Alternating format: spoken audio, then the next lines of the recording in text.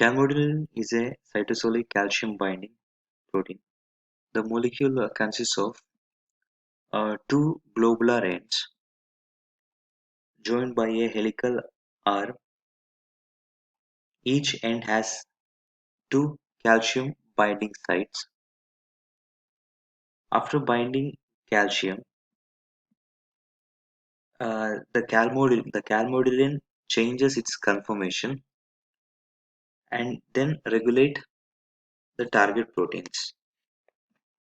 Then cytosolic calcium concentration is lowered by the actions of endoplasmic reticulum calcium ATPase, the plasma membrane calcium ATPase, and sodium and calcium exchanges and mitochondria. Calcium concentration increases in the cytosol because of the opening of calcium channels in the plasma membrane and the release of calcium through the IP3 uh, channels in the endoplasmic reticular membrane. So the next subtopic is nitric oxide. Nitric oxide couples with the G protein linked receptor and the stimulation in endothelial cells causes the relaxation of smooth muscle cells in blood vessels. Nitric oxide is a gas. It diffuses through the plasma membrane and affect nearby cells. It's synthesized from arginine and oxygen by the NO synthase, that is the NOS. This nitric oxide then activate soluble guanyl cyclase to produce cyclic GMP. The function of nitric oxide is a dilation of blood vessels. Acetylcholine acts on endothelial cells to stimulate nitric oxide synthesis. Nitric oxide diffuses to the neighboring smooth muscle cells and there it interacts with the guanyl cyclase. This increases enzymatic activity resulting in the synthesis of cyclic GMP. The cyclic GMP then induces muscle relaxation and blood vessel dilution. An important signaling molecule in the cardiovascular system is nitric oxide. It's a short-lived toxic gas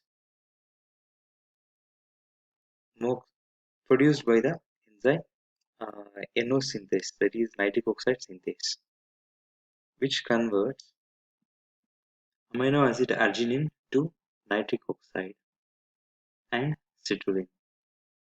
Nitric oxide's mode of action is on blood vessels involves G proteins. So nitric oxide synthase exists in four isoforms. First one is neuronal type, first isoform. Second one is inducible type, second isoform. Third is endothelial type, third isoform. Fourth one is mitochondrial isoform. This nitric oxide is involved in the myriad of biological processes, including anticoagulation, neurotransmission, smooth muscle relaxation, and visual perception.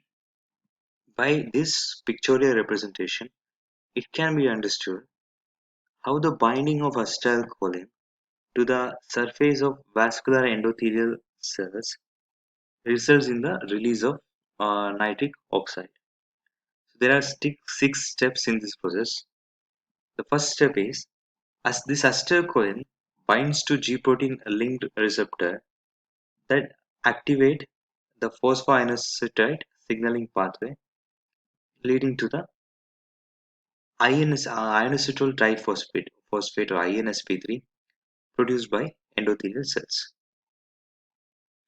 The second step is the produced ionosyl triphosphate causes the release of calcium. See, the release of calcium from endoplasmic reticulum.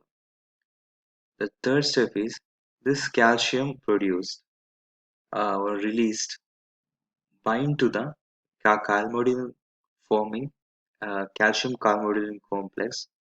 This stimulates the NO synthase, nitric oxide synthase, to produce nitric oxide from arginine.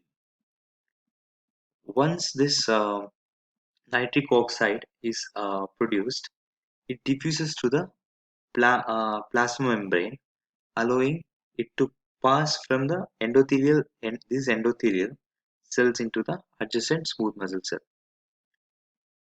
Once inside the smooth muscle cell, it enters, that is nitric oxide, once enters into the smooth muscle cells, nitric oxide, it activates the enzyme guanyl cyclase, the soluble enzyme guanyl cyclase, and this catalyzes the formation of cyclic GMP.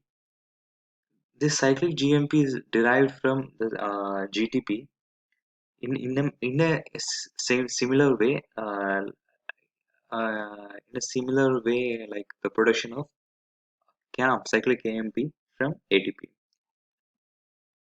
And also like cyclic AMP, CGMP, cyclic guanosine monophosphate, also acts as a second messenger.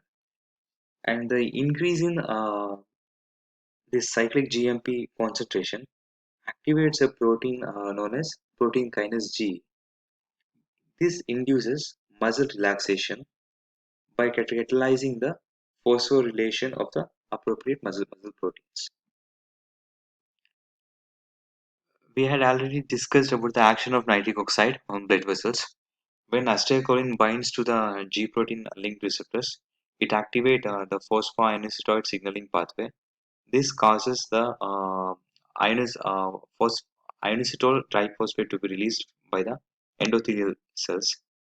The this released INSP, release ionositol triphosphate, cause the release of calcium from the endoplasmic reticulum. This calcium, the calcium bind to the calmodulin, then forms a calcium calmodulin complex.